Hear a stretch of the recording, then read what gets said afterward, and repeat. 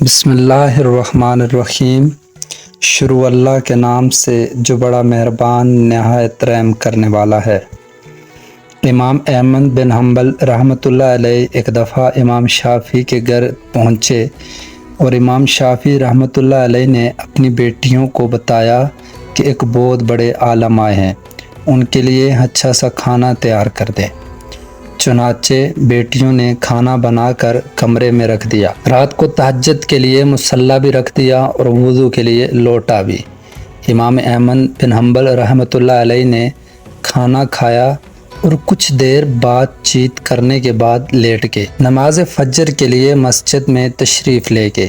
بچیاں کمرے میں صفائی کرنے کے لیے آئیں تو دیکھا کہ برتن میں جو 2-3 آدمیوں کا کھانا رکھا تھا وہ سارا ختم۔ مصلی جیسا رکھا تھا ویسا ہی پڑا تھا، پانی جیسے بھرا تھا جوں کا توں موجود تھا۔ یہ دیکھ کر بڑی حیران ہوئی اور ساتھ ہی ذہن میں کچھ بدگمانی سی بھی پیدا ہو گئی کہ ان کی تعریفیں تو بہت سنی تھیں مگر معاملہ تو ایسا نہیں۔ تہجد بھی نہیں پڑی اور صبح بغیر وضو ہی چلے گئے۔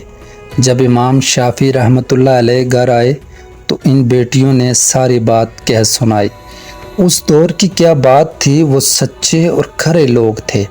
امام شافعی رحمۃ اللہ علیہ نے امام احمد بن حنبل رحمۃ اللہ علیہ کو بچیوں کی بات سے آگاہ کر دیا۔ وہ فرمانے لگے، بات یہ ہے کہ جب میں نے کھانے کا پہلا لقمہ کھایا تو میرے دل و دماغ پر عجیب قسم کے انوارات ظاہر ہونا شروع ہو گئے اور ہر لقمہ پر روحانی کیفیت بڑھتی جا رہی تھی۔ میں نے سوچا کہ یہ اس پاکیزہ رزق کا اثر ہے، معلوم نہیں زندگی میں ایسا حلال اور پاک رزق پھر مجھے نصیب ہوگا یا نہیں، اس لیے میں نے خوب پیٹ بھر کر کھایا۔ پھر بستر پر جب میں سونے کے لیے لیٹا تو میرے دل و دماغ میں قرآن پاک کی آیتیں اور احادیث نبویہ محضر ہونے لگیں، یعنی میرے سامنے آنے لگیں اور بہت سے مسائل کا حل مجھ پر منکشف ہونے لگا۔ اس کیفیت میں میں نے رات گزاری۔ معمول کے مطابق جب نماز تہجد کی جانب میرا دھیان ہوا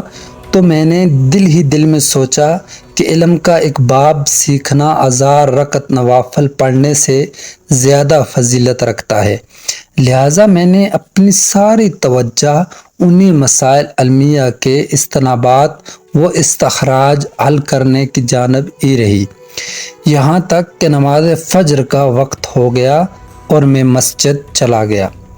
رات بھر آنکھ لگی، نہ وضو ٹوٹا اور یہی وجہ تھی کہ وہ وضو کے لیے آپ کا رکھا ہوا پانی اور جائے نماز بھی وہیں اسی حالت میں رہا اور استعمال کی نوبت ہی نہ آئی، اور میرا گمان ہے کہ یہ آپ کے پاکیزہ رزق کی برکت کا اثر ہے۔ محترم ناظرین، اس قصے سے ہمیں یہ سبق ملتا ہے کہ انسان کو ہم وقت یہ کوشش کرنی چاہیے کہ اس کا رزق جتنا بھی ہو پاکیزہ ہو۔ اللہ تعالی ہمیں پاکیزہ رزق کمانے کی اور بچوں کو کھلانے کی توفیق عطا فرمائے۔